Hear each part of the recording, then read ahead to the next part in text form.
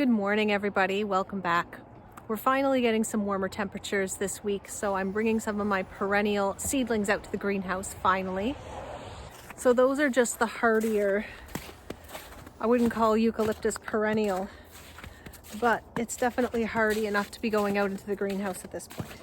So you can see there's still quite a bit of snow on the ground, but it is +5. It is overcast today, but we're supposed to get quite a bit of sun for the rest of the week. So that's the hardier stuff taken care of for now, and that frees up more space in my grow room. And we're gonna go take a look at that right now. So here are all my seedlings, and I've got the light raised up as high as it will go right now, just so that I can show you the seedlings without them being in the way. But they are normally only 2 to 3 inches above the tops of the seedlings. So these are 4-foot long shop light fixtures that take T8 bulbs. I have 2 of them per shelf, and they're fairly low cost compared to lights that are marketed as actual seedling grow lights, but they work really, really well. So I have things planted both in 3/4 inch soil blocks and in cell trays, depending on what it is and how old the seedling is. So let me give you a look. So starting with the Rudbeckia that I have in soil blocks, and you watched me plant this in an earlier video, we have Cherry Brandy, Sahara, and Indian Summer in this last one. Each of these containers has 40 soil blocks in it. And while we're here, I'll show you how I water them as well.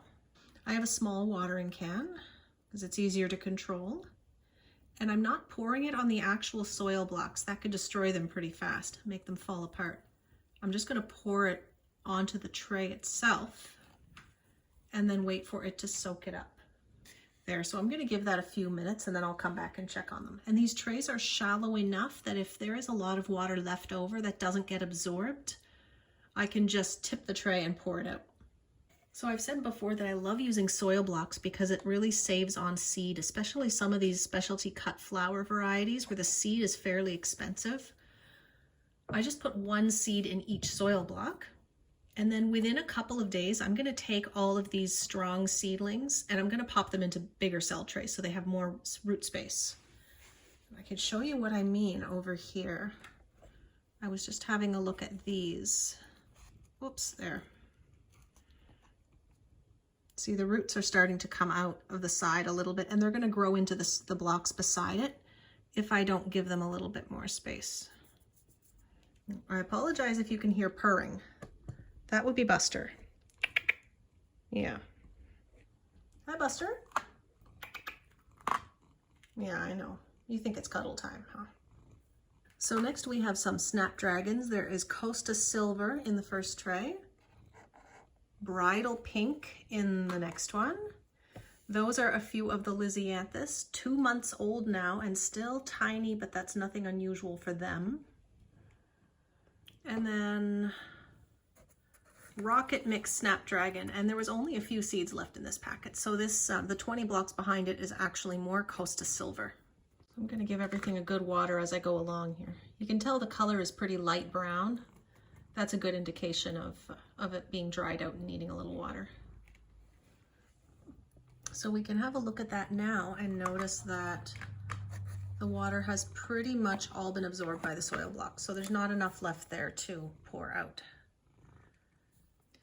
Lisianthus doesn't need water, they're fine. And when I water these, I'm pouring it in the tray, not on top of the plants. They are prone to a couple of different fungal diseases. So I like to keep the top a little on the drier side for them. Pretty well have all the water absorbed from those.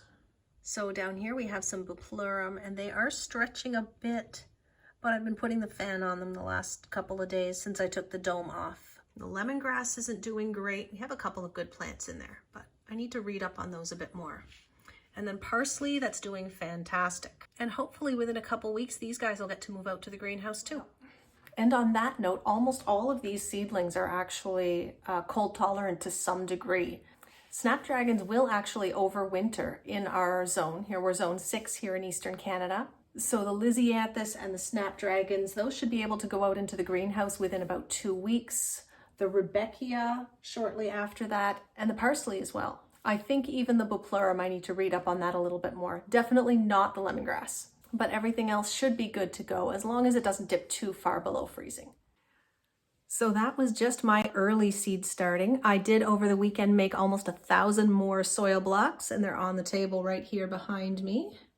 Most of them are there. I've planted up about half of those so far, and there's a few more up on top right there of my grow shelf sitting on a heat mat.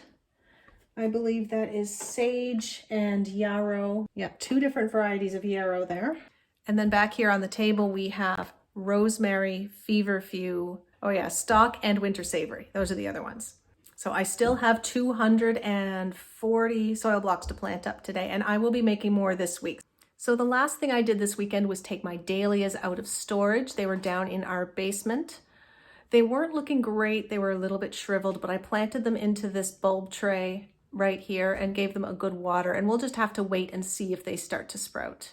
If you haven't watched that dahlia video, you should go and check it out. I put pictures up on the screen so you can see what all the varieties look like. I have a total of 15 varieties that I'll be growing this year. 7 that I have in storage and 8 that I have on order. But that's all for today, everybody. Thank you so much for watching, and we will see you next time. Happy growing!